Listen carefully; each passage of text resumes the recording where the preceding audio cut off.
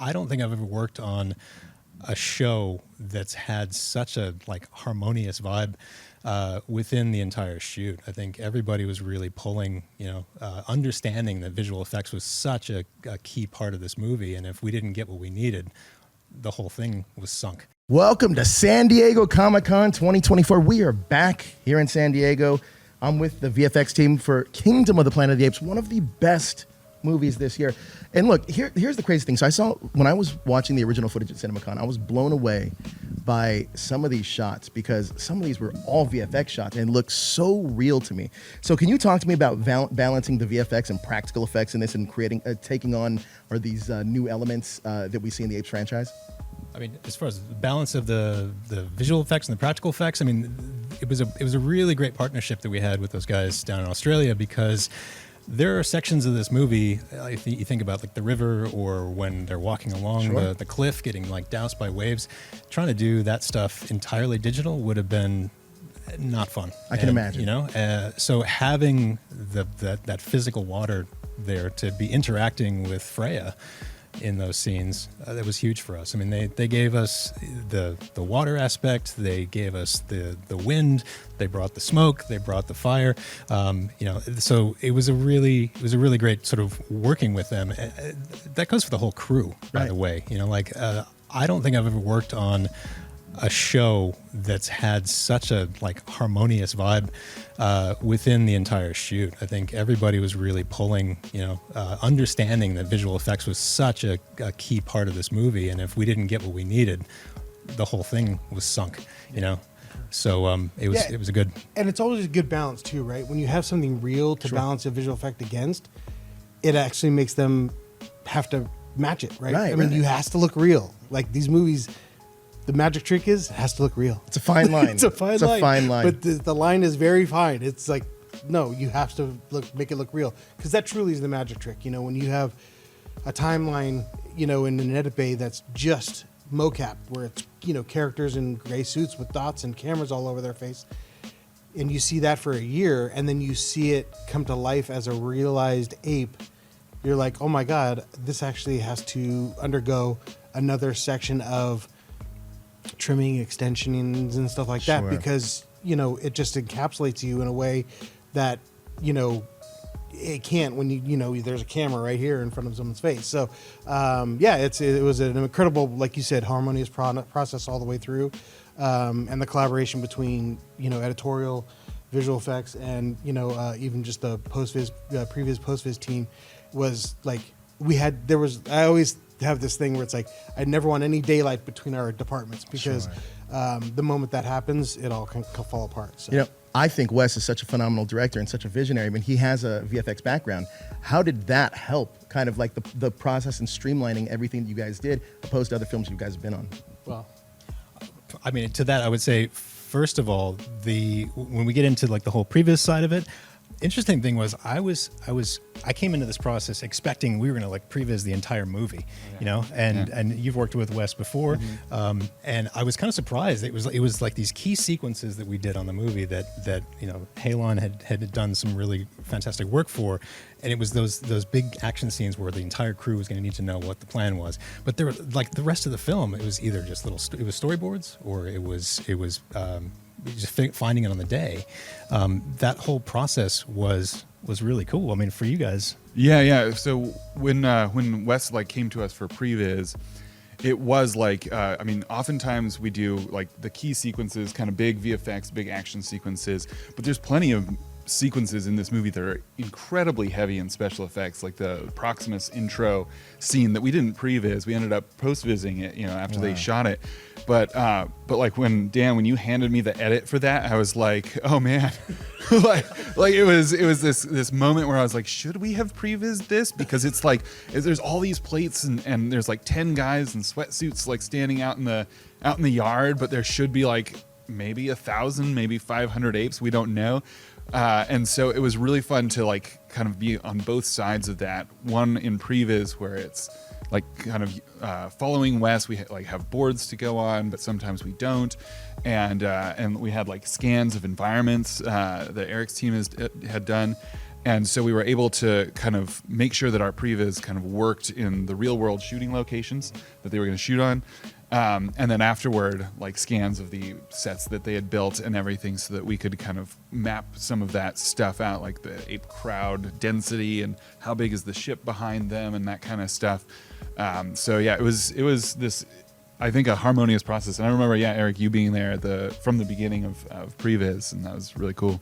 But I mean, as far as the West factor goes, I mean, the thing that was great was the dude brings just an enormous energy to the project, but he also brought a huge amount of trust. I mean, like Weta we'd done those previous three films, like the track record was there. It was like, look, if I'm saying we should do it this way, there's a reason for it. So and he was fully on board, trusting the process, and the show is a unicorn, And speaking to Wes's energy, when he comes in to like pitch you a scene, he's like making sound effects and his arms are going. He rolls on the ground. He can sell ice to an Eskimo. I mean, like truly, like seriously. But he also, with that knowledge of visual effects, it just kind of streamlines the whole back half of the process, because he can talk really intelligently to Erik about very technical aspects of a shot and what a shot needs, to relay his kind of thought. Sure. So that they're having to spend less time trying to figure out what the director wanted, and more like, okay, got it. Yeah, speak the same language. Yeah. Amazing. Now, speaking of big fight scenes, looking back on the big final fight, how did what Owen and Kevin, how did what they brought to you, how did you take that mocap to the next level? Yeah, I mean, that was, there was obviously you're talking about the fight upstairs with the birds and all that stuff. Yeah, so interestingly enough, those two guys, they kind of went at it. I mean, they kind of did. I mean, it was their performance. We had some stunt things when, they were being thrown and whatnot, but when the birds were attacking Kevin, I mean, that was Kevin reacting to nothing. Yeah, shadowboxing with eagles, yeah. Like literally nothing. So they just went for it, right? I mean, one of the things that Kevin said to me, during the post process was, he goes, the best thing about doing a movie kind of like this is that there's no vanity. Sure. So you can truly let go and just give it everything. And because you're not having to worry about, oh, what do I look like? Or, oh gosh, is my hair okay? Whatever.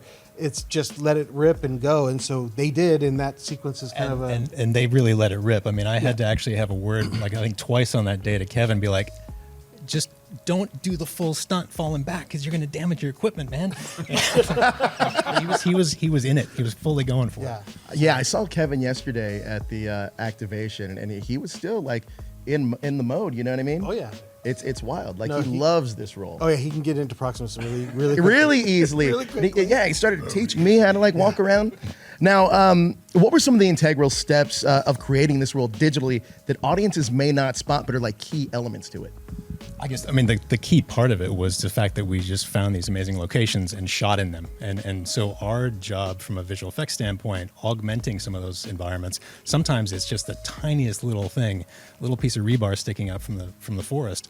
Sometimes it's obviously replacing, almost entirely the entire the piece of footage that we had, a helicopter plate or something. But it was the whole point, the mission there was just to continually remind audiences that this used to be the humans' domain, but that was a long time ago. Right. Yeah. Now, working on these past films, what did you take from Caesar's trilogy into the visual effects to harken back to show that we've changed and changed over the generations with the visual effects? We took Caesar's corpse. Caesar's corpse. Yeah, that's true. No, I mean, but I think it is just a testament, right? Because when you start with Rise, there it was just like, oh my gosh, nobody had ever seen anything like that. Then you went to Dawn, and then War, and then you just continually see the progression of how fantastic Weta's work is, and in translating facial performance onto a full CG character. And with this one, I think, again, a pretty large step, because to date, I truly believe these look like the most real My serious answer to that question is we're obviously we've got what 7 years since War for the Planet of the Apes came out. I think, is that right? Anyway, there's some water under the bridge. There's been a lot of technology that has come into the mix that we've been able to put towards other characters on other franchises, let's say, that we can now apply to these ape characters. And so what that means to the ability of the facial animators to really kind of get in there and the nuance of what's going on in their faces, when you see the before and after that's going to be on this 4K Blu-ray, you can really kind of spot all the nuance that was actually there on the day that we were just essentially translating into an ape. It's and I think another thing about this movie in particular that I noticed when we started working on it was that, like, in the previous ones, Caesar talked, and then like Bad Ape, in the third one talked, and that was like it. But in this one, like, everybody's talking, and so it really is kind of a different experience watching this one with all of that dialogue and all of that mouth movement that Erik's team put together. It's just really impressive stuff. Now, one thing I love about home entertainment releases is that you can go frame by frame and look for every little Easter egg there is. Are there Easter eggs that people still haven't found that you guys have put in there? And what are some of your favorite Easter eggs from past Apes movies that are in the film? I don't think I've heard anybody talk about the mural yet. Yeah. Oh, so we're breaking some news here, guys. Well, so the mural was, we actually in the airport where Rock is sort of walking Noah out. They stop at this mural where they see some humans, and in the background, we have the Statue of Liberty. Oh. The Statue of Liberty is there, but so is Icarus. Both Icarus with his wings and a rocket. On the right side. It's a history of flight, right? I love it. I love it. Now, with something like this, I think I would love for you guys to break down a fight scene for me between Proximus and Noah from the initial filming, from motion capture to the final product. What's some of the things that fans may not know what goes into all that? Well, this particular fight was going to be, the fight itself, happened, but when the Eagle chant started, that had to be done by music. It was very musically driven. So we had our composer on months before even the shooting of it, recording choirs and people doing sort of what Owen sort of replicated, all that stuff was pre-planned way in advance so that when Owen did it on the day, there was sort of a rhythm to it. But at the end of the day, everything had to be done musically. So I had to have sort of, not the final, but I had to have very close to what the final chant was going to be musically before I could even cut the scene. And then I had to kind of try to figure out how to make it work with the shots that I had to kind of make sure it was all good, and then, fudge a little bit here and there. And, obviously that's where Weta can help out a lot. But yeah, I mean, that was super challenging because, as an editor, you don't never want to be sort of put in a box, right? And that one sort of put me in a box, so I was, so to speak. But I think it turned out great. But I mean, it was definitely something that, there was a lead to it. So nobody puts Dan in a corner. Yeah, nobody puts Dan in a corner. I mean, I think from our side of things, a really fun part of that whole deal was just figuring out what the wounds were going to be, the damage. Like as Proximus is just beating on Noah. Wanting to show that progression of him getting smashed up more and more, getting thrown across, getting like smashed into the concrete, to the point where he finally gets thrown to the end. And our effects team had submitted a take one day where it was just like this blood mixed with spit coming out of his mouth. It was like, yes. Yeah, the worst MMA fight you've ever seen. That's incredible, though. Yeah, and when we were during post-viz, there were like several shots that needed to be all CG. And in that instance, Wes, coming from a visual effects background, was like, just give me your files and I'll animate it. And so he laid out kind of the crowd of just a bunch of apes kind of just standing there, and the camera moves, and then we came in and added kind of a rough crowd and refined the camera moves and stuff. And that scene in particular was really fun to work on because we didn't pre-visit in pre-production, right? But during post-viz, there was a lot of exploration of how exactly does he go over the thing. And Wes had the great idea of this kind of rolling camera and the shot design for the fall and all that stuff. And so it was just peppering that place with cameras and showing him what it looked like from different elevations and all that stuff. That was a real fun one to work on. It's incredible. Now, Casey, you also worked on The Batman, which is also another Matt Reeves. He's an alumni of the Apes films. Batman is very grounded. What would you like to see with the future of the Batman and the Penguin visually from that universe? And also, do you think that any more of these fantastical characters like Killer Croc or some of these fantastical Batman characters can fit into that universe? I really like what they did with the Penguin in Sure. that one. But I feel like one of the things that was so cool for the Batman, because we did previs for it, and there was all this art up on the walls from the art department, and there was a lot of different kind of styles of what Gotham the city would look like, and I just remember kind of overhearing conversations as we were doing our animation and stuff on like how stylized and whether this one was going to be like a Tim Burton but like a new one, there's something like that, right? So but when it came out, like it's so grounded but it's also so stylized, like the oranges and all the light in there, and it's constantly raining. All that stuff was kind of a surprise because that stuff kind of happened after we had wrapped on it.